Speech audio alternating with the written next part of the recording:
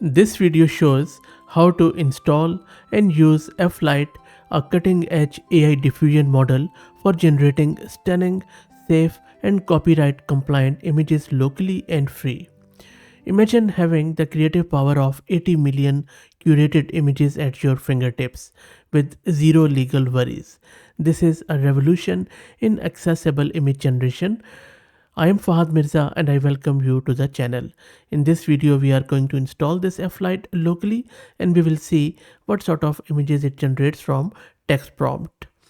This model comes in two flavors. One is this base model which you can see on your screen. The other one is texture model. The instructions for installing them are the same.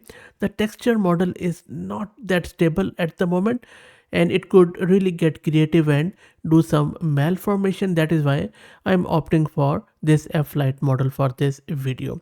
So let's start it and we will get it installed and we will see how it works. For VM and GPU, I'm very grateful to Massed Compute. If you're looking to rent a GPU on very affordable prices, you can find the link to their website in video's description with a discount coupon code of 50%. This is my Ubuntu system. This is my GPU card, NVIDIA RTX A6000 with 48 GB of VRAM. I'm starting by creating a virtual environment with Conda. Next up, let's git clone the repo and I will drop the link to it in video's description.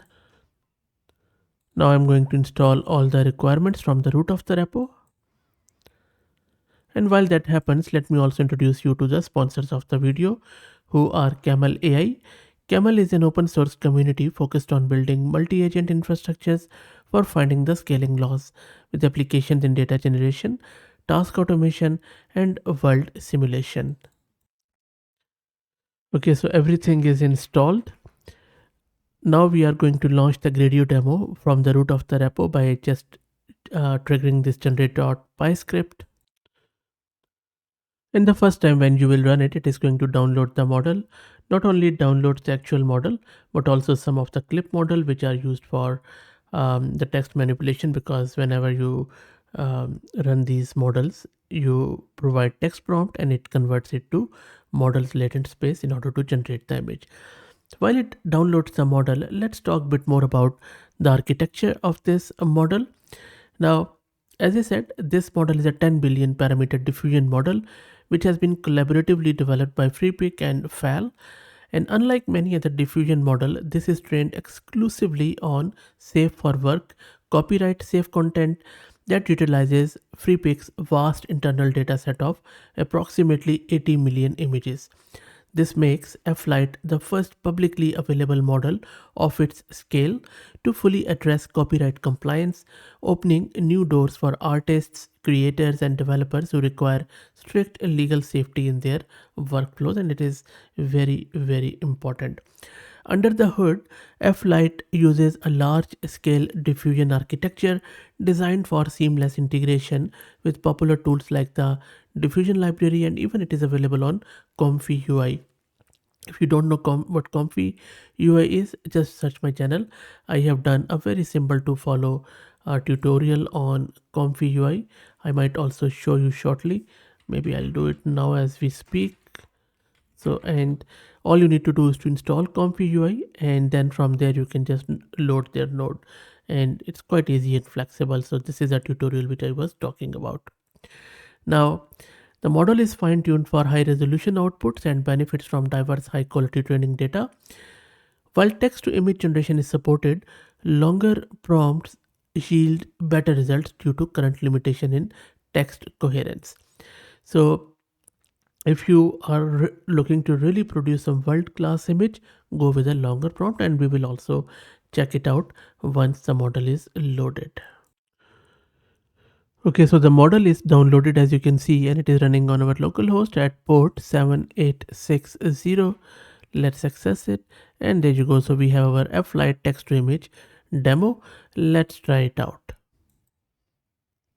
So I have just given it this prompt, the two white swans with long necks gracefully swimming in a still body of water, and then it's a long prompt. As you can see, it goes on and on. So it's giving the whole vibe around this image. While that runs, let's quickly check the VRAM consumption. So It is consuming touch over 30 gig of VRAM. Okay, not bad really. So it is almost done. As you can see, there are 30 steps and it has just taken under 40 seconds. And look at the quality of this image. This is a world class image without any watermark or anything. This is really good stuff. Look at the swans, and if you look at the neck, the detail is exceptionally excellent.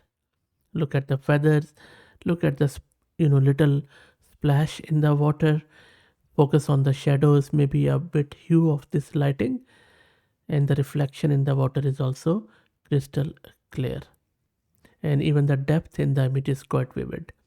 Okay, that is really world class, I have to say. Let's try out few more.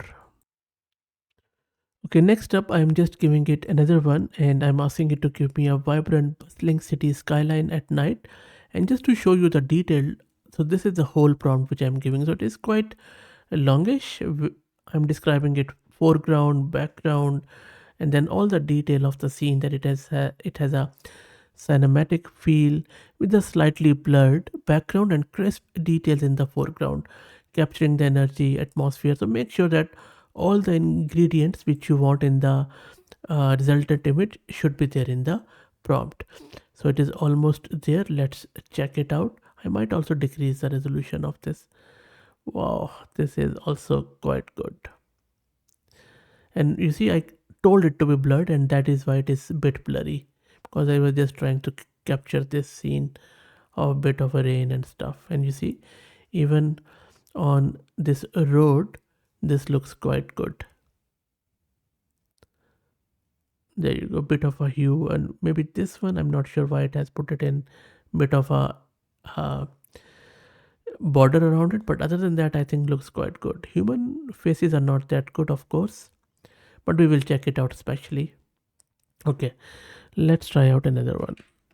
I will make it around a cozy bookstore filled with tall wooden shelves overflowing with books of varying sizes. Let's see how it goes. Okay, check this one out.